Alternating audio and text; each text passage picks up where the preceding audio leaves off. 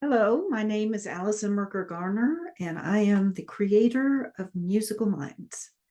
And this video overviews some of the practices that I offer in my free classes and my consultations that you could get started on right away that integrate your entire being into well-being and change. In other words, we will use practices and techniques that come from many different traditions, such as Feldenkrais, Alexander technique, hypnosis, mindsight work that Daniel Siegel has done, NLP, CBT, somatic therapies of different kinds, and mindfulness work. All of these things in some shape or form show up in these practices. And I have them individually videotaped in my lives section. So if there's one in particular that you want to pull up, look in my YouTube channel under live. But the ones that we're going to do now, we're just going to go straight through a couple of them so that you have them to use. Now, what do?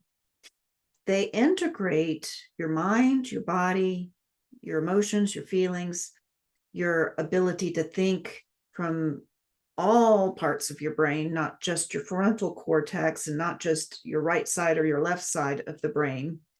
So they're integrating all these different neural circuitry. And when you do that, you're speaking in a language that the brain and your neural system can understand.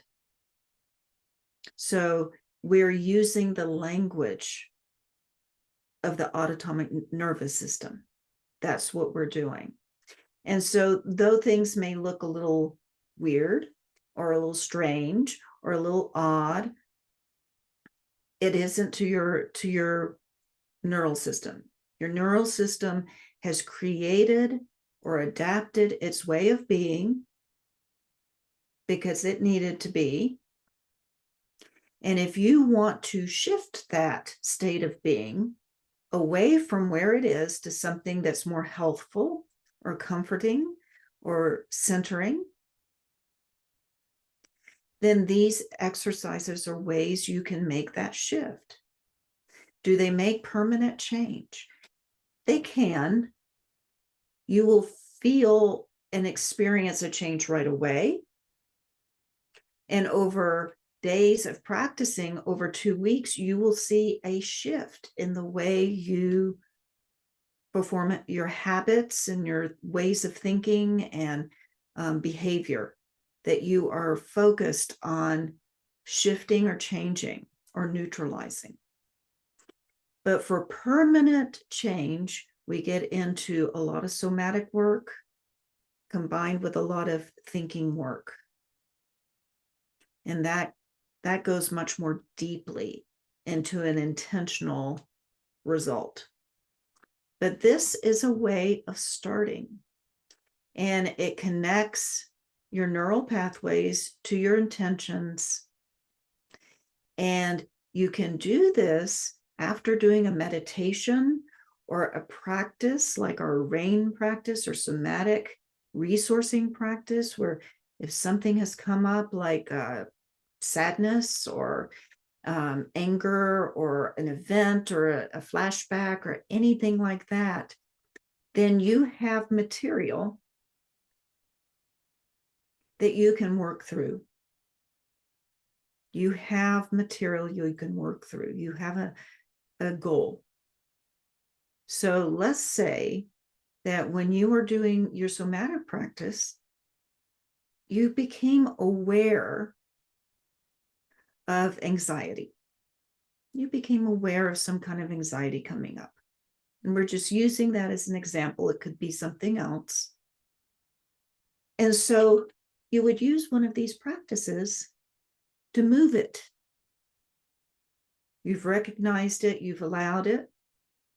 You've investigated it and you've nurtured it, and maybe it's still there and you want to move it, either neutralize it or change it or replace it with something, get rid of it, whatever it is, and you want to move it. Here's what you do. This one comes from EFT, hypnosis, NLP, and some somatic work, because it involves movement and breathing. So this is, I call it the EFT exercise. It involves tapping and following your meridian lines in your tapping. And as you tap, you're using language. That's part of the NLP.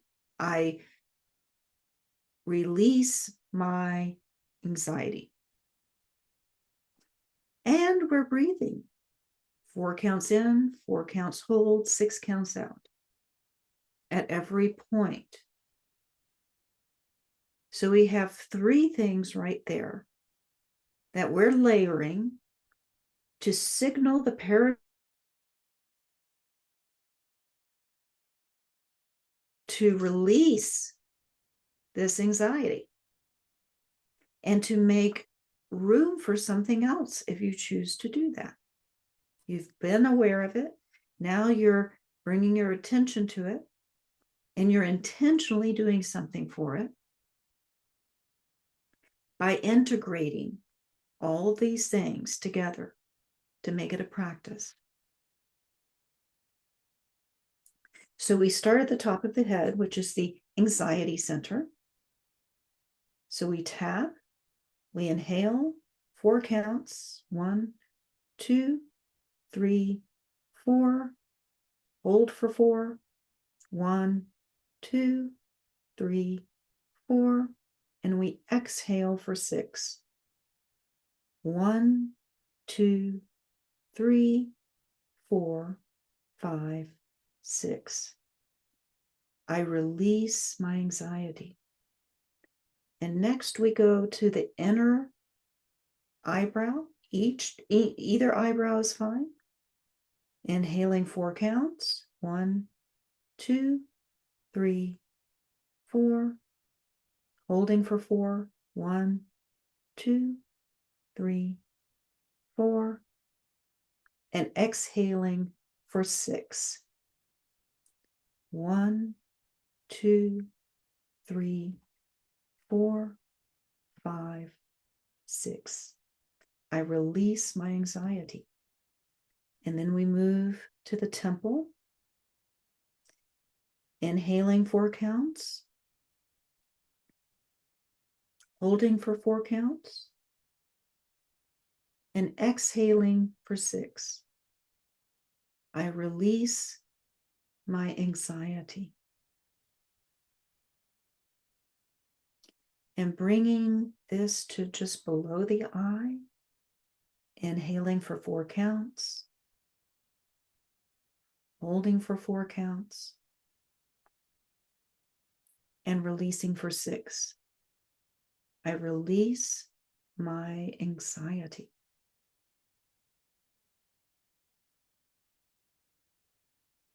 And bringing this down to just below your collarbone. Inhaling for 4 counts. Holding for 4 counts. And exhaling for 6. I release my anxiety. And then we anchor it by holding your wrist. And I would do 3 cycles of that. You can do them when you get up in the morning or at night, or every time something comes up, if you can, and you may not be able to. And this next exercise is good if that's the case. So in Asian medicine, we have neural pathways that are connected to certain organs, and I don't know why the hand is up there, but there it is. So that's connected to certain organs and places within our bodies. And so this would be associated with stress and worry. And I can't remember which organs these are all connected with, but you can look it up. It's Jushin Jitsu. This one is related to fear. This one, anger. This one, grief. And this one is self-esteem. So choose one. If we're doing anxiety, I would do the thumb. That's your worry center. And cup your hand over the other, and you can gently squeeze.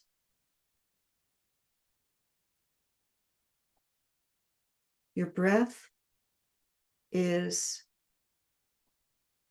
at ease. You could do the inhalation, holding, and exhalation if you choose. It's not necessary.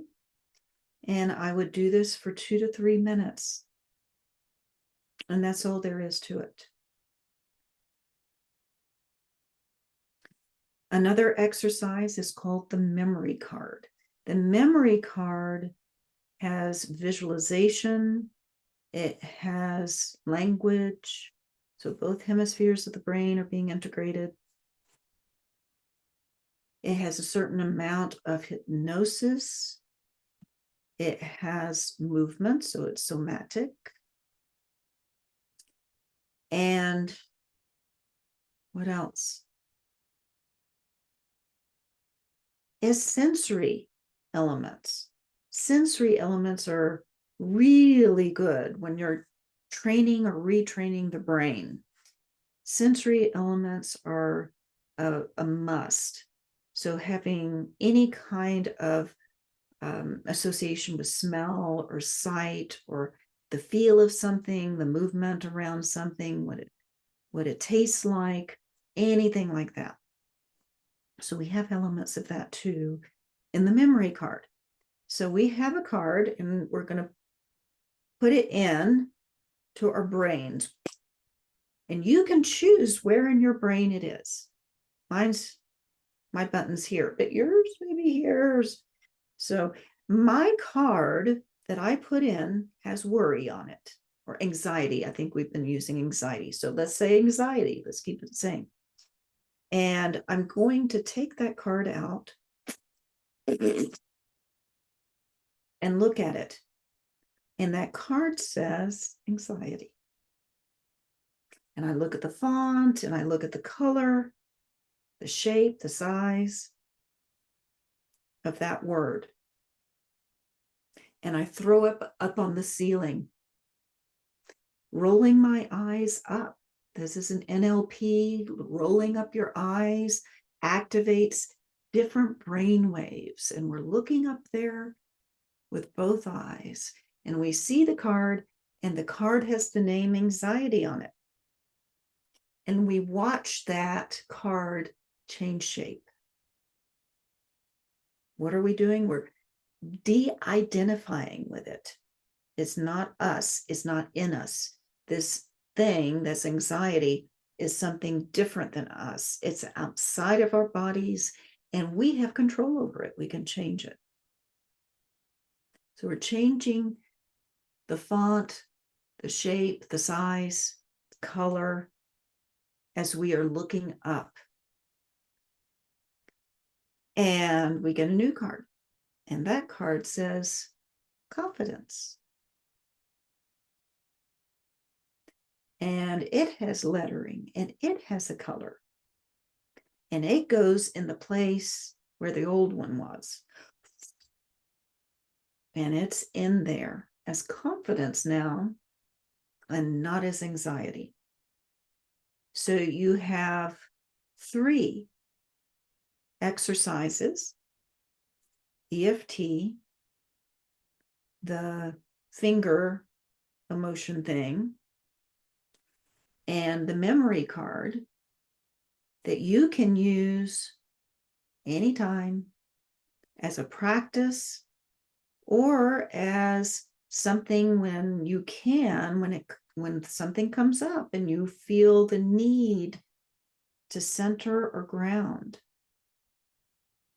it is a good thing to do. Thank you.